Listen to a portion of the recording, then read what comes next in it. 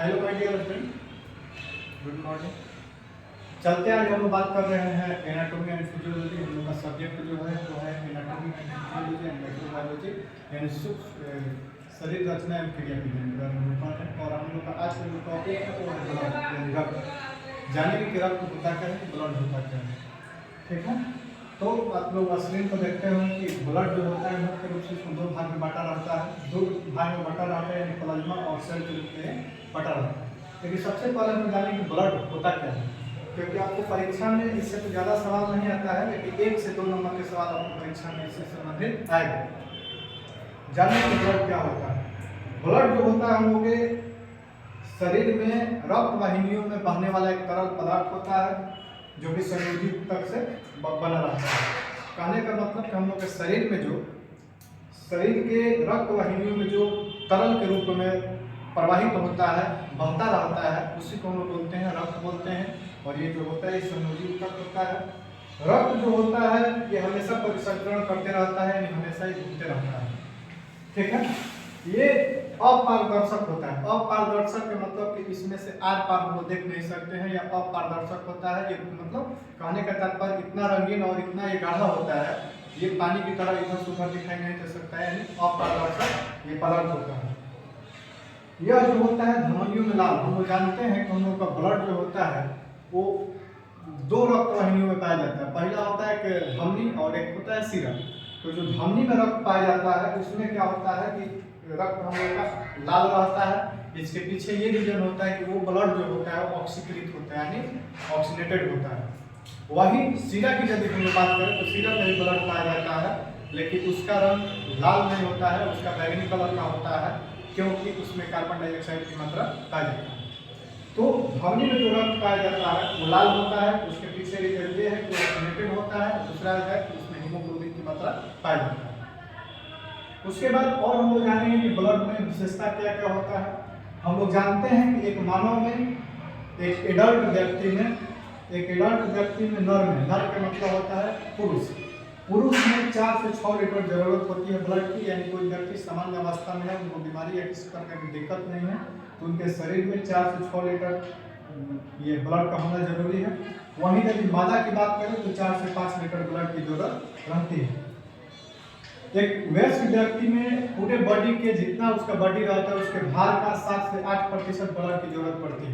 कहने का तात्पर्य होता है किसी व्यक्ति का जितना भी वजन रहता है, जितना भी वेट रहता है, उसका 7 से 8% भाग जो होता है ब्लड का होना जरूरी होता है।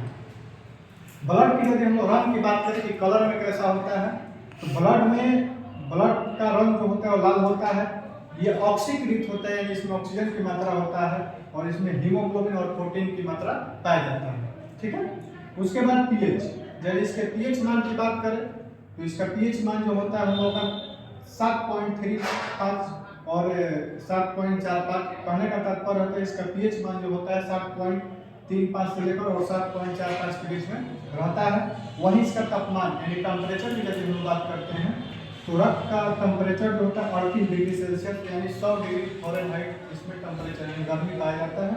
वहीं घनत्व की यदि हम लोग बात करते हैं तो ब्लड का घनत्व जो होता है एक 1.055 से लेकर 1.065 होता है, और इसका विस्कोसिटी जो होता है वो 3.4 से लेकर 5.4 के बीच में रहता है। अब ये रहा हम लोगों का कि ब्लड का क्या क्या गुण होता है। तो आपको बताया कि ब्लड जो होता है एक मानव में, एक वयस्क व्यक्ति में, पुरुषों में 4 से 6 लीटर की जरूरत पड़ती है, वहीं महिलाओं में 4 से 5 लीटर। इसका मनुष्य में जितना वजन आपका रहता है उसके 7 से 8% भाग क्या होना चाहिए, ब्लड का होना चाहिए। इसका रंग लाल होता है, इसके पीछे रीजन ये है तो ऑक्सीकृत होता है, उसमें हीमोग्लोबिन की मात्रा पाई जाती है और उसमें प्रोटीन की मात्रा पाई जाती है। इसका पीएच मान जो होता है 7.35 से लेकर 7.45 के बीच में रहता है। इसका तापमान 38 डिग्री सेल्सियस होता है और इसका घनत्व जो होता है वो 1.055 के आसपास रहता है। तो परीक्षा में कभी भी ये सवाल जो होता है 1 नंबर का आता है, इससे ज़्यादा का सवाल नहीं आता है ये, लेकिन 1 से 2 नंबर का सवाल आपको परीक्षा में इससे रिलेटेड आपसे पूछा जाएगा। ये रहा हम लोग का जाने कि हमारे शरीर में ब्लड की कार्य होता क्या है, यानी ब्लड हम लोग के शरीर में क्या क्या काम करता है, रक्त का काम हमारे शरीर में क्या क्या रहता है। तो रक्त में सबसे पहले इसका काम रहता है दूध। पहला क्या रहता है कि ये हम लोग को फेफड़ा से पूरे शरीर में, देखिए इसका दो काम है। पहला होता है कि फेफड़ा से पूरे शरीर में हम लोग क्या करता है, ब्लड को ले जाता है। कैसा ब्लड को? ऑक्सीकृत ब्लड को, जिसमें ऑक्सीजन की मात्रा पाया जाता है। अब पुनः क्या करता है कि पूरा पुनः ही बॉडी से क्या होता है कि फेफड़ा तक लाता है किस ब्लड को, जिसमें डीऑक्सीनेटेड यानी कार्बन डाइऑक्साइड मिला रहता है। कहने का तात्पर्य इसका दो काम रहता है। पहला काम रहता है कि फेफड़ा से पूरे शरीर में ऑक्सीजन पहुंचाता है, और दूसरा इसका काम रहता है कि हमारे शरीर में जो कार्बन डाइऑक्साइड पाया जाता है उस कार्बन डाइऑक्साइड को क्या करता है फिर फेफड़ा तक लाने का काम करता है। इसका दोनों काम रहता है। कहने का तात्पर्य यह है कि इसका पहला काम रहता है कि फेफड़ा से शरीर के विभिन्न अंगों तक या कोशिकाओं तक ऑक्सीजन को पहुंचाता है, और फिर क्या करता है कि जो कार्बन डाइऑक्साइड पाया जाता है अन्य कोशिकाओं में उसको फिर फेफड़ा तक लाने का ये काम करता है। उसके बाद इसका दूसरा काम जो होता है पोषक पदार्थों को आहार नाल से फेफड़ा तक पहुंचाना। कहने का तात्पर्य होता है कि हम लोग जानते हैं कि हम जो कुछ भी खाना खाते हैं तो जो उसमें पोषक तत्व पाए जाते हैं वो आहार नाल में ही रह जाते हैं, और वो आहार नाल में क्या करता है कि ब्लड जाकर अपने आप में मिलाता है, फिर उसको फेफड़ा तक पहुंचा देता है। ये उसका काम रहता है।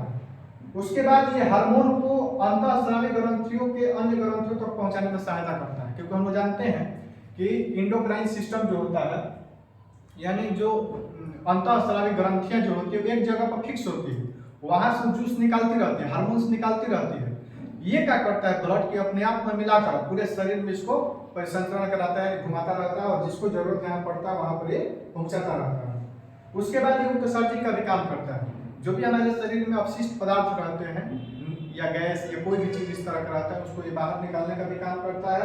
उसके बाद शरीर के परासरणीय दाब को बनाए रखने का काम करता है। हमारे शरीर का जो परासरणीय दाब है उसको भी बनाए रखने का काम करता है। उसके बाद इसमें ये भी होता है कि जो हम लोग के शरीर में या कोई भी सूक्ष्म जीवाणु जो होते हैं जो शरीर के लिए हानिकारक होते हैं उसको भक्षण करने का काम यानी उसको मारने का भी काम करता है, यानी हमारे शरीर में एक प्रकार की प्रतिरोधक क्षमता बनाने का काम करता है। साथ ही साथ रक्त में जो आयतन और स्थिरता में परिवर्तन होता रहता है। हम जानते हैं कि रक्त के स्थिरता में और इसके आयतन में परिवर्तन होता है, इससे हम लोग के ब्लड प्रेशर यानी हम लोग के शरीर का ब्लड प्रेशर यानी रक्त दाब जो होता है वो कंट्रोल में रहता है यानी नियंत्रित रहता है। तो ये सब हम लोगों का काम है ब्लड का। इसके बाद इसका ये भी काम रहता है कि हम लोग के शरीर में ब्लड बर्बाद ना हो इसके लिए स्कंदन। स्कंदन का मतलब होता है कि ब्लड को जमाने का काम यानी गाढ़ा बनाने का भी काम ये करता है। तो इस तरह से हम लोग का ब्लड का कार्य रहा। ठीक है, अब हम लोग जानेंगे कि ब्लड कई प्रकार का होता है। ठीक है, आप देखे होंगे स्क्रीन पर देख रहे होंगे कि ब्लड हम लोग जो होता है मुख्य रूप से दो भाग में बटा रहता है। पहला भाग इसका प्लाज्मा है, दूसरा भाग इसका सेल। प्लाज्मा कहने का तात्पर्य होता है कि हमारे शरीर में जो ब्लड पाया जाता है उस ब्लड को दो भाग में बटा रहता है, प्लाज्मा होता है और एक होता है सेल। तो सबसे पहले हम जानेंगे प्लाज्मा के बारे में कि प्लाज्मा होता क्या है। ठीक है, प्लाज्मा जो होता है प्लाज्मा में हम लोग को 90 से 92%, देखिए आप यहाँ लिखा गया होगा कि प्लाज्मा को भी 3 भाग में बटा रहता है। प्लाज्मा हम लोग को जो होता है वो भी 3 भाग में बटा रहता है। और प्लाज्मा जो होता है प्लाज्मा में 91 से यानी 90 से लेकर 92% के बीच में जल पाया जाता है, वहीं 7% प्रोटीन पाया जाता है और 1.5% अदर वस्तुएं यानी सामान्य वस्तुएं यानी कुछ अन्य चीज पाए जाते हैं। ठीक है ना, तो जाने कि प्लाज्मा में क्या होता है। तो प्लाज्मा में 90 से 92% जो होता है जल पाया जाता है। ठीक है ना, और इसमें प्रोटीन भी पाया जाता है जो 7% के आसपास रहता है, और अन्य जो होते हैं 1.5 यानी 1.5% के आसपास पाया जाता है। ठीक है, जल जो होता है ये होता है हम लोग का कि हम लोग के शरीर में जो हम लोग जानते हैं कि प्लाज्मा में जल का मात्रा इतना पाया जाता है, प्रोटीन का इतना पाया जाता है और अदर में इतना रहता है। उसी तरह से सेल जो होता है, सेल हम लोग के शरीर में 45% पाया जाता है। सेल के मतलब कोशिका। ठीक है, कोशिका में कौन कौन से पाए जाते हैं। तो आरबीसी यानी रेड ब्लड सेल, प्लेटलेट्स पाया जाता है और डब्ल्यूबीसी पाया जाता है। फिर डब्ल्यूबीसी भी दो भाग में बटा रहता है जो कि आपको स्क्रीन पर लग रहा है। इस तरह से हमारे शरीर में ब्लड को डिस्ट्रीब्यूशन किया गया है, यानी हम लोग के शरीर में ब्लड प्रवाहित होता रहता है। ठीक है, तो हम आशा करते हैं कि आपको सारा वीडियो समझ में आया होगा। यदि किसी व्यक्ति को कोई दिक्कत होगा तो आप बता सकते हैं। इसमें एक दो चीज और जानना जरूरी होता है कि जाने कि इसमें आरबीसी जो होता है आरबीसी का जीवन काल जो होता है 120 दिन का होता है, यानी आरबीसी जो होता है हम लोग के शरीर में उसका जीवन काल हम लोग का 120 दिन का होता है, यानी एक आरबीसी जो होता है लगभग 120 दिन जीवित रहता है। ठीक है, तो फिर हम लोग अगले वीडियो में अगले टॉपिक के साथ मिलेंगे, तब तक